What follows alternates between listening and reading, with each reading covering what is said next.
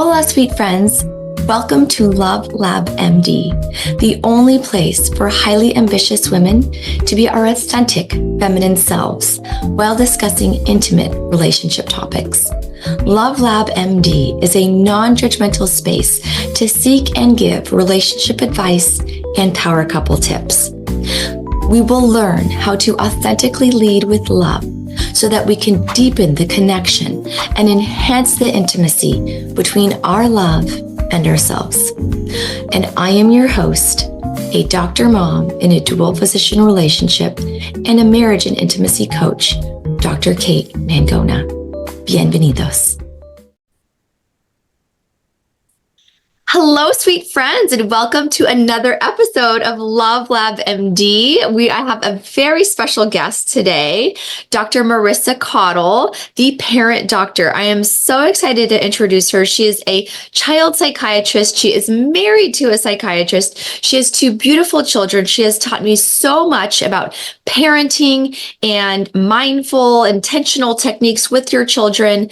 And you know what? Speaking about mindfulness intentionality, I just noticed my lipstick is like half on my lips and half not on my lips. So please forgive the lipstick here, Marissa Caudill. And we're here to talk about all of your lovely, juicy tips when it comes to psychology, right? You are the expert. You are married to the expert. We want to know, what does that look like? What does that look like in your marriage? And also being the expert of children too, and having two children and being the master at just kind of really knowing these special tools. What drew me to you was that you have like such a thoughtful way of talking about human psychology and how to talk to people in like a productive way so that they will actually listen to you and so that you can have that connection you want to have. So I love that. And I love everything you're doing. So please help me welcome the host of the Parent Doctor. Is that what I should call it, Marissa? Sure. Well, yeah. I'm going to have a podcast soon too. Sure. Host of the Parent Doctor podcast. Let's make it a reality. There you go. It's not out there yet, but it will be soon. Okay. The Parent Doctor podcast and coaching program. Welcome. Thank you, Kate. Oh, you're so sweet. That was like such an intro. I hope I live up to the hype. You do. Don't worry about it. Let's start by talking about how long you've been married and how you fell in love. So my husband's name is David Merrill. We met in 2008. I think our first date was like, it's kind of questionable. The story of how we started dating is kind of funny, but sometime around like July 2008, I think is when we first started dating. Because by then I was no longer technically his intern. He was the chief resident and I was the intern the first year when we met. So it was a little bit Grey's Anatomy scandalous and he didn't want to officially be dating during that time. So he waited until I was no longer an intern and he was no longer the chief resident to ask me out. But that was 2008. We got married in September 2010. So we're coming up on our 14th anniversary here this year. God. Very exciting. And I love my husband so much. I wish I could say our marriage has been like all roses and wonderful things, but actually our marriage was tested from day one, which I think in retrospect has really brought us much closer together. Hardship really can strengthen a relationship. Of course, it can break a relationship too, but thankfully for us, it really strengthened our relationship a lot. Oh my gosh. Okay. So can we talk about what is this hardship that strengthened your relationship? Sure. So we got married September 2010. I'm from New Hampshire, so from the Northeast. He was born in Key West, Florida. He grew up in Berkeley, and then we met in LA. So between our travels, and I went to college in New Orleans and then in med school in Connecticut. He went to college at Berkeley, went to med school in San Diego. When we were making our invite list for the wedding, it was like from all over. And we decided to have the wedding in Connecticut because my elderly grandmother, who's like a parent figure for me, couldn't fly, or so I thought. She was dependent on oxygen in a wheelchair. So we decided, let's go to her because we thought this might be one of the last times we see her. So that was 2010. We had a great wedding. His dad came. His parents are divorced. His dad's an alcoholic. My dad's an alcoholic. They both made it to the wedding. They were both intoxicated throughout the wedding. Then let's see. we did our honeymoon delayed a year later. So that next June, we weren't even married a year. His dad got pancreatitis, got really sick. He ended up in alcoholic withdrawal with delirium tremens in an ICU for 30 days, and he ended up dying. Then his grandma died on our first anniversary. So his dad's mom passed away like a few months later. Then we finally were like, okay, we're going to go on our honeymoon. We had this like wonderful trip planned in Europe. We went to London, to Paris, to Venice, to Rome. And at the end of the trip in Rome, my sister called us because my dad, who's also an alcoholic, had nailed his mom, my grandma, who we moved the wedding for her, right? Like he had nailed her into her in-law apartment at his house because he was mad at her about something. So I'm like Zooming, and this is 2010. Zoom was not so great. So we're in Rome. We're trying to Zoom with my sister and her husband in New Hampshire. And they were like making a plan with Adult Protective Services to like remove my grandmother and have her live with them. But they lived at the time, they were a young couple just starting out, and they were living in a 3-story townhouse. And she's, again, oxygen dependent in a wheelchair. So it wasn't going to work long term. So we came back to LA, and I asked my husband, could my grandmother live with us? And this is where, whenever I have times when I'm upset with David, I remember this moment. He didn't hesitate like a millisecond, and he just said yes. So my 87-year-old oxygen-dependent grandma and her beagle came out that November to live with us. We were like newlyweds in this really cute little house. And, he was in fellowship. I think he was in fellowship. He might have been in early attending. I was in fellowship. And we're caring now for this like 87-year-old person and like getting her to her doctor's appointments and doing all of these things. And then I got pregnant January 2012. And then my grandmother got sick in April 2012, and she died here. We were at her bedside when she died. And then we welcomed Calvin, my son, but he was born more than 4 weeks early. And then he had surgery at 9 weeks of age, and then he had a hydrocephalus scare. And he is now great. He's fine and healthy, but he had like a rough, unhealthy first year of life. So we just went through a lot together in those first few years of like hardship and loss, and having to really be the parent figures in our family in a lot of ways for our siblings and everything. It was tough. Wow. Okay. So that's a lot. That was more than just one. It's a lot. Marissa, no, it was a lot. There was like the death, alcohol involved, nailing somebody moving in with you with their dog. I mean, important people, right? Your grandmother, yes. His father. So what those are definitely very, very hard family situations. How did you guys get through that together, like as a team? Because I'm sure it was tense and stressful, and I'm sure you guys said things you didn't mean to say. And because that's not the only thing going on. That's going on in their life. Then you've got your own stuff on top of that. Like your kid, you said, your own child was born, had surgery. Like what was it about your relationship that helped that? Like, how did you guys strengthen your bond through that instead of weaken, right? And grow apart? I mean, it wasn't pretty at the time. I would say, like, I remember a time when our baby was a newborn and his mom was actually living with us. And so I didn't want her to hear us fighting. So I was like in our master closet with him and telling him like, right now I would rate our marriage like a 3 out of 10. We had like this newborn, we were just working. I didn't feel he was still dealing with his father's estate because his dad had been an alcoholic and had this big business and left a big mess for David to clean up. So he was like flying back and forth to Key West while I was home with this newborn and trying to go back to work 5 weeks postpartum. It was just a crazy time. And so we started couples counseling, and I want to kind of normalize that for as much of your audience as possible. Like, we're 2 psychiatrists, right? Like, we value therapy. We both had done our own individual therapy, but like even with skills and our knowledge, when it's your relationship, it's sometimes close to really be unbiased about it and to use the skills that work in therapy for couples for yourself. Like, it's really hard to do that. So we did that for a number of years. And then I think also we were going through our own transition.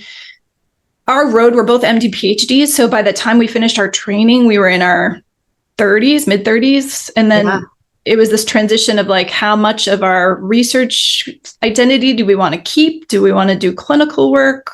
How do we want our careers to look? How much do we want to work versus now be with our kid? So So we were going through a lot of identity. I think the beautiful thing about having a psychiatrist as a husband and being a psychiatrist myself is that we both really value and examined life. And so we ask these questions in a way that's most of the time not judgmental, but really curious about like what's going to make us the happiest, what's going to make you the happiest, what do I need? And then we try to meet that. So I feel like we do a pretty good job, and it's lovely now. My kids are 11 and 7. And there have been several times that my older son has said to me, like, I'm really thankful you're a child psychiatrist, Mom. And that makes me feel so good because we can like talk about feelings and we can apologize and we can come back after we've said something that we didn't mean. Because you're right. Everybody does that. Even the people who are the experts and know we're still human. We still react. And it's just about the rupture and the repair afterwards. Right. So to be able to like let go of those emotions or realize that it was the heat of the moment that made you feel that way, but really you love this person. And that's what's most important. Yeah. So that curious mindset and that mindset of, okay, how can we work through this like together really helped. Okay. But I think what we're really good now, I mean, now it helps that the kids are older. I mean, when you have little kids, it's just hard. Like they require so much of you, especially if you're the primary caregiver, which in most families I think is the mom, but it could be the dad too, right? But if you're the person that the kids are turning to, like when they need a cup of water, when their peas fall on the floor, whatever it is, then you're just never off, and it's exhausting. So those years, I know you know.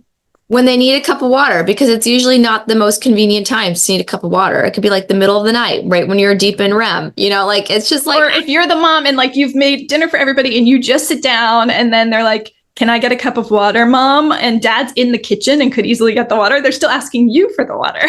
It's just how it is.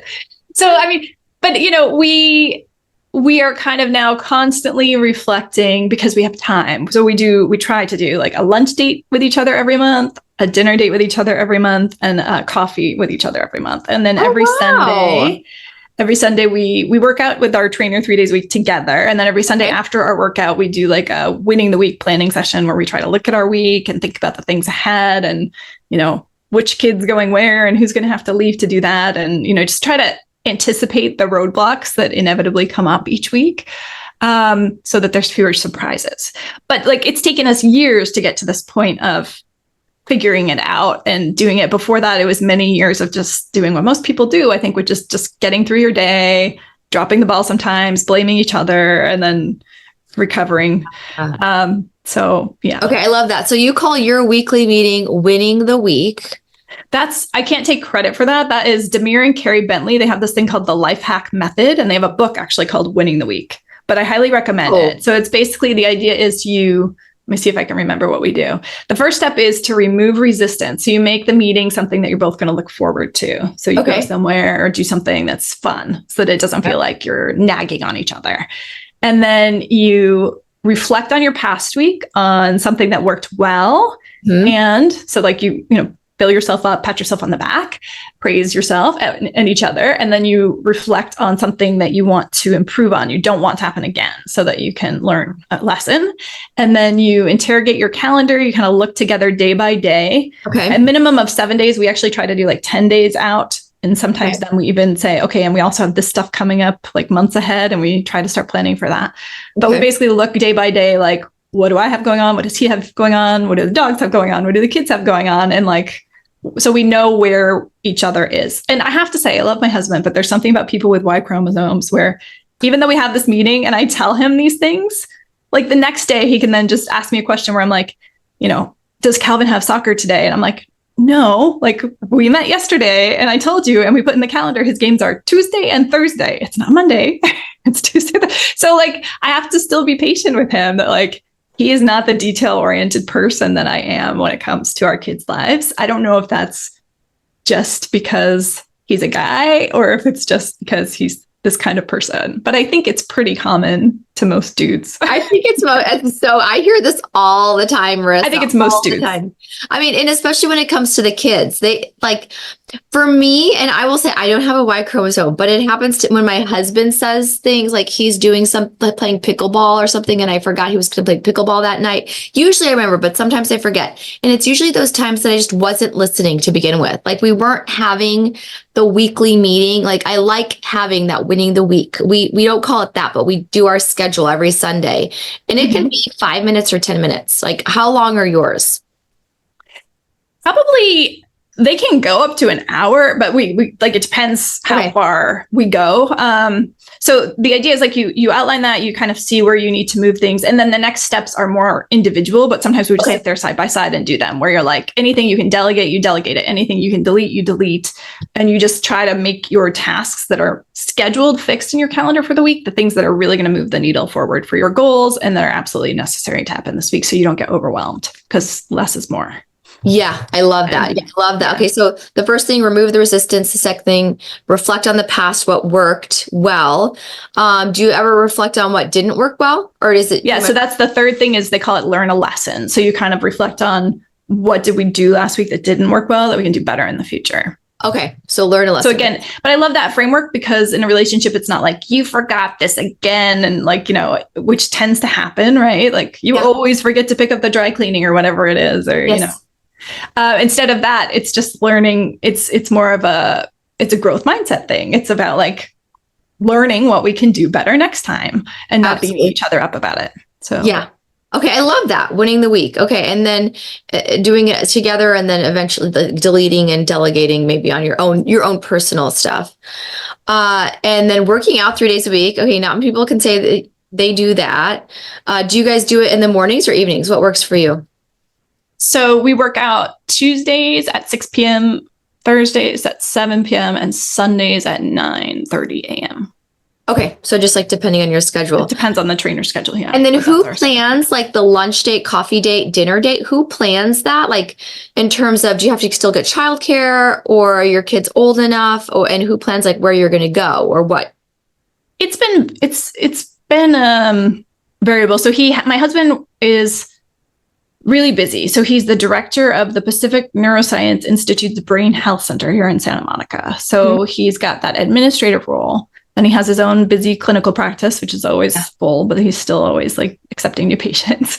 And then he does research in Alzheimer's disease prevention with Dale Bredesen, who wrote the book, The End of Alzheimer's. So he's got really 3 jobs.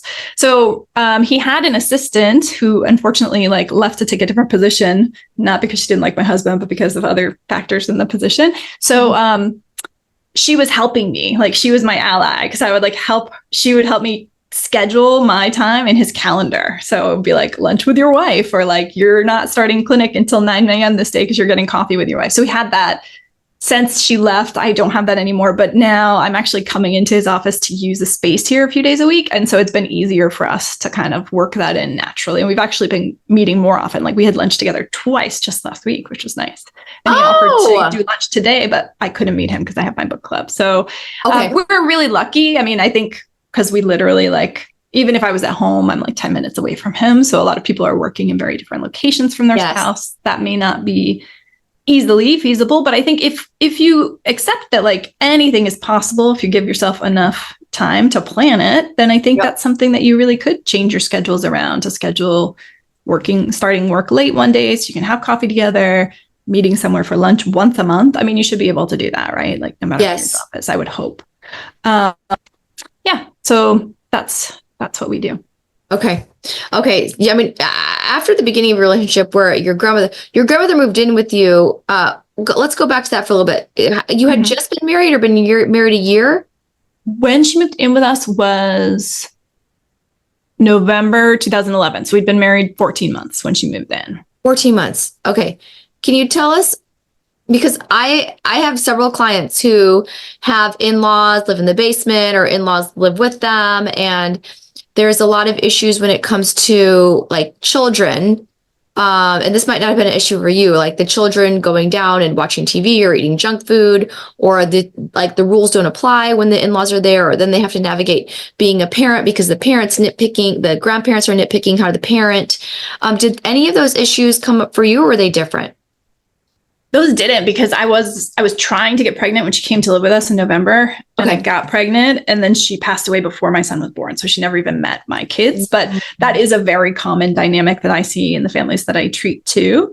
And I think I think a similar approach to what we're talking about, like making the regular time to meet with your in-laws, to talk with them as partners rather than to just be critical, because ultimately you all have the same goal. You all love the kids and you all want them to turn out the best possible, right? And so like honoring the fact that their role in your child's life is different than your role. Like grandparents do kind of have the right to bend the rules a little bit. I mean, I want to do that when I'm a grandparent too, right? But so how do you do that in a way that still isn't undermining of the parents and is just like recognized for what it is, which is like a special exception? And if the grandparents living with you, that changes things, right? Because it's not like grandparents are visiting with your kids like a few times a year. Okay, that you can let slide a little bit more easily. But if it's like your kids going down to eat Twinkies every afternoon after school with grandma, then maybe things need to change a little bit.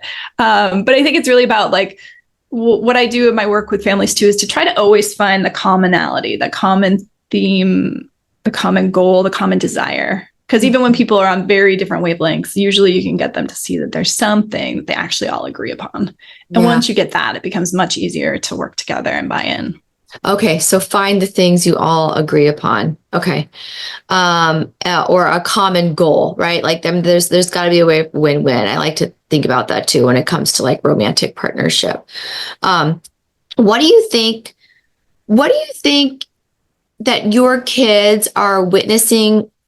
Because I feel like a lot of people, and you might have clients like this too, some couples say that they're just going to stay together. They're like, they'd rather be separated or they'd rather be divorced, but they are going to stay together for their children. So that they're both in the same home. They can both be supportive. Do you have an opinion on that? I guess I just feel like it's not ideal for anyone.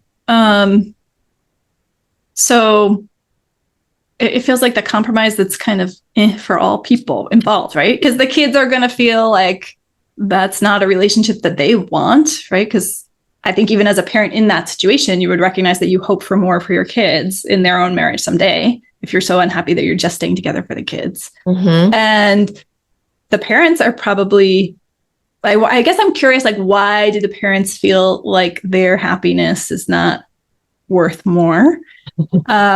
And I also kind of challenge people in that scenario, like, are you really doing everything you can? Because you clearly don't hate each other so much that you can't be together. So are you really doing everything that you can to, like, why not just work a little harder to make it more enjoyable? Like, it's probably not that hard to like make your relationship better, I would guess. But that said, I mean, I was at a point in my marriage where I was rating it a 3 out of 10. It sucked at that point. It was not great.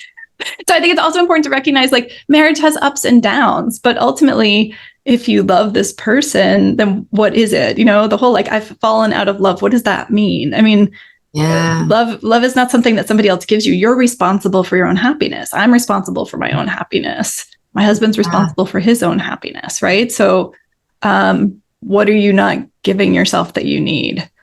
Yeah. It's not about the other person and what they're not giving you. It's like, what are you not doing for yourself? Like, are you not demanding something in your relationship that you need? Are you not asking for it? Are you thinking that person can read your mind? Because I know I was there. Like a lot of women are there. Yeah. And we think we shouldn't have to ask for that, but actually maybe you do. And is it the worst thing in the world? Because if you ask and you get it, then you got it. Yeah. Yeah. Oh my gosh. Those are all such very deep questions. I love that. Okay. Why is your happiness not worth more? Because I've had friends, and I do have friends that stay together because they want the kids to be raised in the same house. They want the flexibility to be able to, like, one parent watch them, the other parent watch them, the nuclear family. They value that, yet they just don't feel connected right now to their partner. They feel like they've tried everything. Like, what does everything mean? But they're just staying together until until the kids graduate and move away. And it's not like they're, I guess I'm curious too, in that scenario, is it both people feel that way, or is it just one person is saying that, like, that's a good point. What do you see? Because I feel like I know girlfriends who maybe would say the same thing, but I don't know that their partner knows that they feel that way. So what do you tell those girlfriends, Marissa? I don't know. I mean, it depends how well I know the person, right? Like, I kind of stay in my lane unless I'm invited to talk. But yeah, because I think it's not very welcome if I don't know someone and they're just talking and I tell them like, well, you're responsible for your own happiness. It comes across kind of crass. And no, you're right. You don't coach acquaintances or people who are like outside your inner circle. Yeah. But if I had a really good friend who was telling me that, then I would probably be more open and probing of like, well, do they know how you feel? Have you expressed this to them? Yes. Yes. Okay. Yeah. And then you probably, as a parent coach, you probably wouldn't want your children to then model that relationship, like in their future relationships, which becomes their normal, right? Yeah. I'm trying to remember I just, someone in my weekly accountability meeting group last week or the week before recommended this Netflix documentary called, you might know what it is. So it's this woman who's an attorney in New York. She wrote a book called, it's like 2 words. It's like, okay, this is going to be bad. You're going to have to edit this out of the podcast because I'm like, I have this idea, but I can't think of what it's called. Okay, I'm gonna Google right now. Lawyer. Let's see. She wrote a book and she was like on all the talk show circuits, and it's basically about all this idea of the emotional work of parenting and how women are often just burnt out and tired. Like the mental fair play. Oh, fair play. Yeah. Have you heard of her? I have. I've read half of that book. I've read half of it. So my friend read the book and then got all fired up. But she said the documentary is better to share with your partner. And actually, now I'm remembering, I haven't yet made my husband sit down to watch it with me, but I want to because I watched it and I was like, we have to watch this. And my kids watched it with me and they were like, what are you watching? And it's basically just about our modern life and how in most of our households, both people are working, the husband and the wife, if we're talking about heterosexual couples. They actually use homosexual couples as examples of like how we should be figuring this out because they have fewer gender norm, stereotypical restrictions like playing in their head. So they have to just figure it out themselves, like who's going to do this and who's going to do that. They don't get to say like, that's a man's job or that's a woman's job. But it was very, very eye-opening for me to watch that and validating. And I think so many people who are in a relationship where they'll say something like, I'm just in it until the kids go, the women are probably feeling the unfairness of that balance in their relationship. Yeah. No, okay. So I feel like I would love to talk about this a little bit more, Marissa, because I read the first, third half of the book. And I honestly, a lot of people who have read it that I know of really resonated with it. I will honestly say I didn't resonate a ton with it. And I don't know if it's because I'm a marriage coach and I work on my relationship all the time. And I feel like my relationship is very, like my husband and I are very balanced. We have different mental loads, but my husband carries just as much, if not more, mental responsibilities about our family. Maybe not necessarily in terms of like food. Neither of us meal plan. Neither of us go to the grocery store and grocery shop, except for like if I actually really want to. But he carries a lot of mental burden too, or the mental load when it comes to our paying our taxes on time, or making sure we have real estate properties, or all of the homes are occupied. Wow. Can you tell me, like, what was the major sticking point that you resonated with when it came to it, that you found true in your relationship? So there was a scene in the documentary where she talks about like having her first child, going back to work as an attorney. She's got like the breast pump next to her like contract on her lap. She's like, there's a pen in my lap that's like poking me in my private part. Like she's like, and something else. And then she's like trying to get to this meeting and she's got the baby in the backseat to drop off at daycare and it's crying. And then her husband texted her like, oh, you didn't get blueberries, question mark, because she had like gone grocery shopping and she forgot to buy the blueberries for his smoothie. And she said it just like was the, straw that broke her back. Kind of, she had to pull over the car and she was sobbing. And it was this whole, it just like, because she felt like there was so much on her plate that she was keeping. And then he said this thing that she knew he didn't mean it in this super critical way. He wasn't trying to be a total jerk, but like it felt to her like, and maybe that tone was implied, like that was not implied. I mean, that's a good example because like texts are, I can't remember the psychiatrist's name, but he was an engineer actually at UCLA. And he did this research about when we're conveying like versus dislike, 55% of what we convey comes across in our body language and our facial expression. Yeah. 38% is our tone of voice and only 7% is our words. Yes. So I think this is actually a huge issue with the way we communicate with our partners now, because a lot of it is via text, right? We're all busy and we're flying around. And so our brains have to fill in the majority of what we're trying to interpret with the tone and the body language that we think comes with those words. And that depends on where we are, right? It's our paradigm filter that's going to determine that, not the other person's intention. So I think she was feeling completely overwhelmed. And so when she got this message, at another point, she might have just been like, oh yeah, sorry, I forgot, no biggie. But in that moment, because she was so overwhelmed, that one more thing on her plate, or that pointing out something that she, like a ball that she dropped, felt like he was telling her she's a complete failure. And again, is that his fault? No. Is it her fault? No. It's just like where she was at. So it's really about helping couples prevent anyone from getting to that place. And it's kind of what we were talking about before, like the Gottmans, right? It's about like recognizing what we're both doing. Because especially once you have kids, like the amount of stuff that you just have to think about and do, it doesn't just like become 30% more when you go from being 2 people to being 3 people. It becomes 300% more. Yep. So it's a lot of extra stuff. And I think sometimes we don't know what it's exactly like to be in our partner's shoes. Especially for men with moms who are new moms and like doing all the things, like whether you're nursing or bottle feeding, like it's still just like a lot of sleep deprivation, a lot of care, a lot of body contact. Like it's so much. Yeah. And I think after 3 kids, I feel like my husband does such an amazing job being a parent. And now none of them breastfeed anymore. None of them are like, I mean, they're all over me in different ways, but I will call my husband. If he's still at work and I'm at home and I've been off that day and I've had enough, I will call him. Put the phone on FaceTime down. He will be in charge of talking them through their medications. Like my oldest daughter has to take like 3 inhalers if she's on the yellow zone, 3 sinus medications, like all these medications. So he will guide her through that if I just cannot do it. That's amazing. So I just feel like maybe fair play would have resonated with me 6 years ago. And so maybe I'll have to kind of read it. But when I read it now, and I think it probably resonates with majority of women, I just am like, well, ask for what you need. Okay. Yeah. What's on your mind? And you've gotten it, which is great. Yeah. Delete it, delegate it. Right. And then, because I also feel like the words fair play, like when is life ever fair? It's true. Yeah. And when is life ever unfair? Like life is just a thing and we get to choose how we want it to be, okay. So yes, let's go back to parenting since you're the parent doctor here, Dr. Marissa. Okay. What do you say when do your kids still say that's not fair? Do they still say that?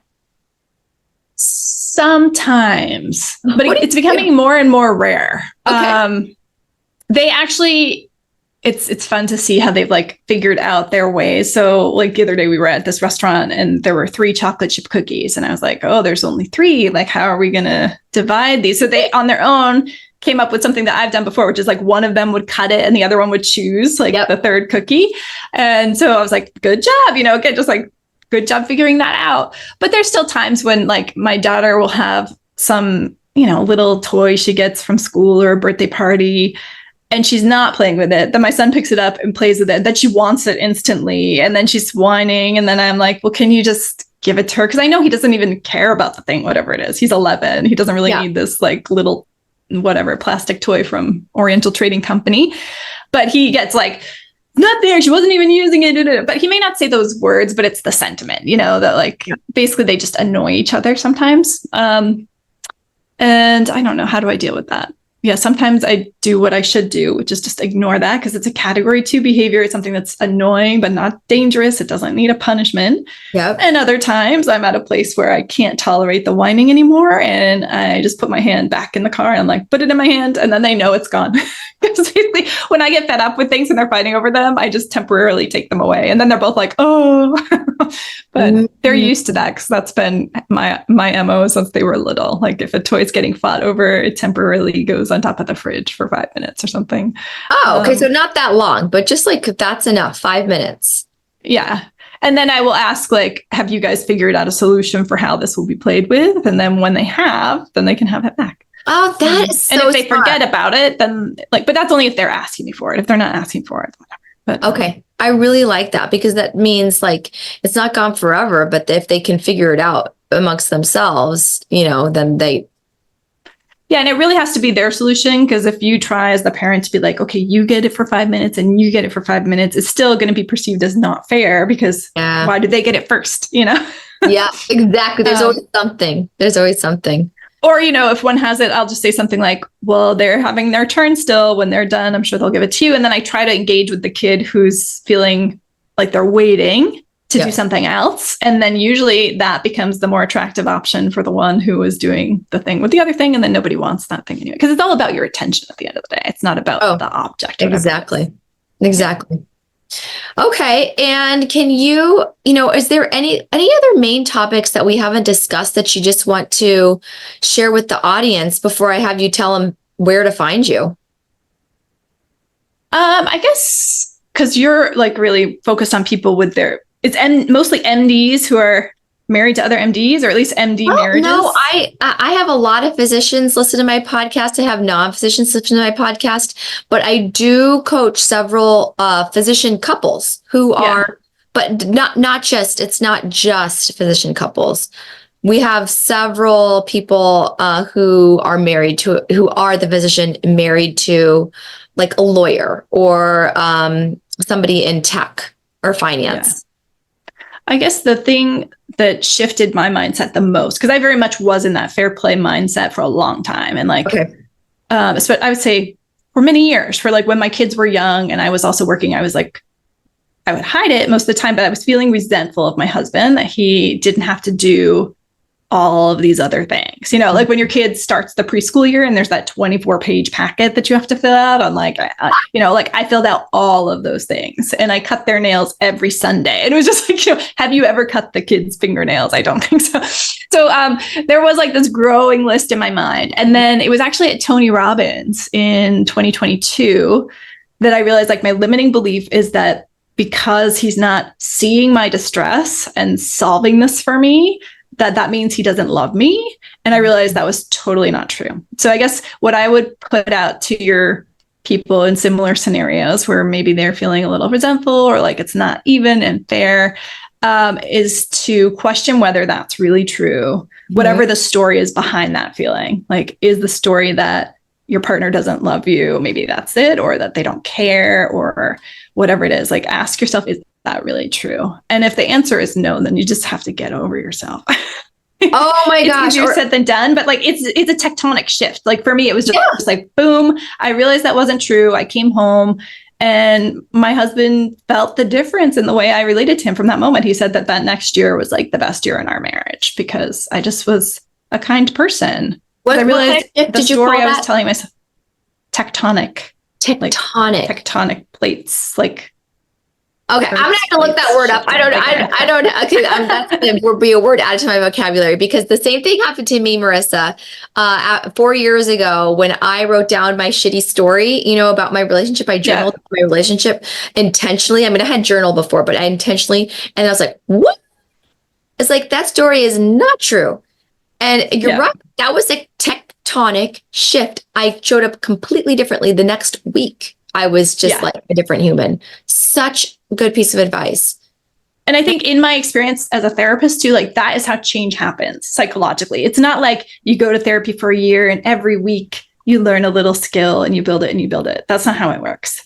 It's like banging your head against the wall repeatedly. And then one day you break through. Okay, so It's you're like, gonna feel like it's you're not big. working, it's not working, it's not. And then you realize, oh, I can go through the door. Like, or so, you know, it's like you just realize there's a different way, and that you get tired of your story. Like, if you get tired of telling the same damn story all the time. Oh. Oh my And you gosh. realize that you don't have to. Okay.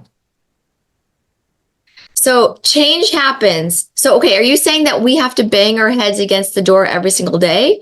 Or what is this? What is this until I we mean, I think you have to get to a point of pain that wakes you up. I mean, I think it's possible to wake up without getting there, but I think for most people, that's what happens. That you realize that I can spend my whole life waiting for somebody else to change their behavior, or I can change my behavior right now. Like, Yeah. it's what's in your control, right? Like, there's so many people in the self-help space that talk about this in different ways. Like Stephen Covey calls it like your circle of control, but basically like you can only control yourself. Like, you're only responsible for your own happiness. So take care of you, like take care of your thoughts and everything. Yeah, I love it. This happens all the time with parents of teenagers, because they're just like nagging, and why won't she do this? Why won't she do this? She never does this. He never does that.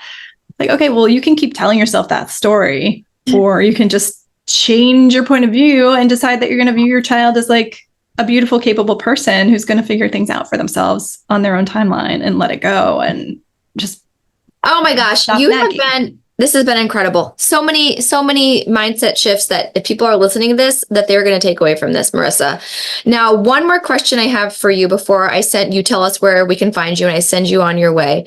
Can you tell us, now you are one of the amazing, lovely, inspirational, highly motivated, ambitious couples who have signed up for Honeymoon 2.0 at the Four Seasons in October 7th, 11th, 2024 for the Honeymoon 2.0 Intimacy and Couples Retreat. Can you tell us, or any listeners who may be on the fence or have been wanting to sign up but haven't because have concerns about time away from kids, investment of the airplane, hotel, and intimacy retreat, or just not quite sure that, coaching is what they need, or their spouse really doesn't know what coaching means? Can you tell us what you're most excited about in terms of Honeymoon 2.0, what you're most excited about, and maybe what your husband is most excited about? I think we are both most excited about having like 5 days, just us, to focus on like lovely feelings. Like, it's going to be amazing. Because I think we did have the same concerns about going away, but we did date with Destiny last December. So we were gone for a week, and we know that our kids can handle that. Was it hard on them? Yes. Since then, we went away for like a 4-day trip, and it was much easier for them and for us. So I think actually it's been good for us to do this, because it proves to them and to us that we can spend time apart. And they'll say, why are you going away? And we'll say, because we love each other, and it's important in a marriage to spend time just with the person you love and to make sure that your marriage stays strong. So we're very open with them about letting them know that like, this is ultimately because we want our marriage to stay strong for ourselves, but also for our kids, right? Like, and we'll tell them like, both of our parents ended up divorced, and we don't want to end up divorced. Like, we want to dedicate time to each other and make sure that we are checking in and that our life is the way we want it to be. So it's an investment in our future, our kids' future, all of that, we feel like. And it's just going to be so much fun. The travel, I just figured out this year, like how to do points. So I actually had like some points credits. So we're flying first class there, coach back, but it didn't even cost that much. And then you got the great hotel discount. So it's like half off for the Four Seasons, which is amazing. Yes. So you're going to feel like absolutely. I think it's a no-brainer. Yeah, I think it's a no-brainer. And it was far enough in advance that my husband was able to like clear his calendar too. Yeah. That's always tough for physicians, especially if you're working in a busy hospital center or outpatient setting where your calendar is booked like 3 to 6 months in advance. It can be stressful to feel like you're leaving people in the lurch, but he was able to block that out. So, I mean, it's only April, so we still have several months to go. So I am so excited. I'm so looking forward to this. We have several other lovely couples, amazing. Some of them who are going to be there. Mm-hmm. So where can people find you, Dr. Marissa Caudill, if they want to look up, join your book club, join your group coaching program, join the Parent Doctor course? So the parentdoctor.com is probably the best starting place, because from there, people can find out about the courses that I have, sign up for the book club, which is free. We're actually going to be recording that next. So each month I've chosen a book about, some of it's directly related to parenting, and some of it's mindset stuff, self-psychology stuff that's helpful for us as parents. So ultimately, like my vision with the parent doctor is to help parents to be more aligned with their true soul's purpose in their own life that they're living so that they can inspire their kids. Because I really think that the growing prevalence of depression and anxiety in teenagers is partly because of stress and social media and all that, but it's also partly because most people are not really living lives in alignment with what their reason is. They don't ask the question of like, what do I want to do with this life that I have? And I think we have to spend some time thinking about that. So it's pretty spiritual in that sense as well, although not religious. And yeah, that's it. That's the work. Okay, so theparentdoctor.com. We're there. Thank you so much, Marissa. It's been such a pleasure having you on.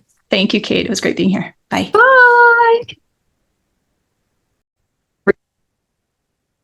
What an amazing interview with Dr. Marissa Caudill. I just love her so much. The parent doctor, she's a genius. She's a genius married to a genius. So the big take-home points that I've had after talking with Dr. Marissa Caudill was that, number one, you can have the most dreadful things happen to you in your life. You can have a death in the family. You can have alcoholics ruin your wedding.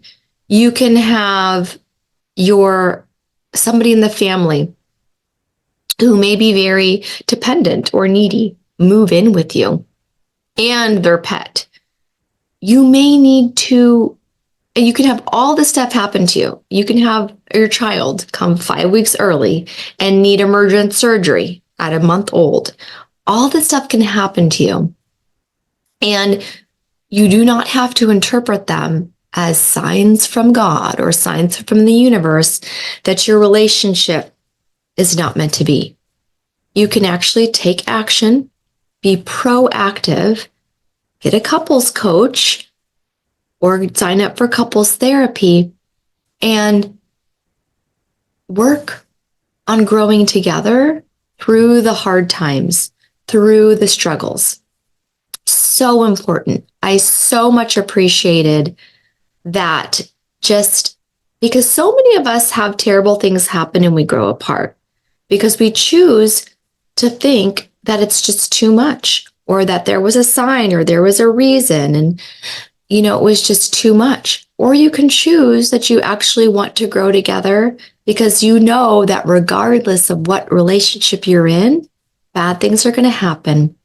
Conflict will arise and there will be work to do.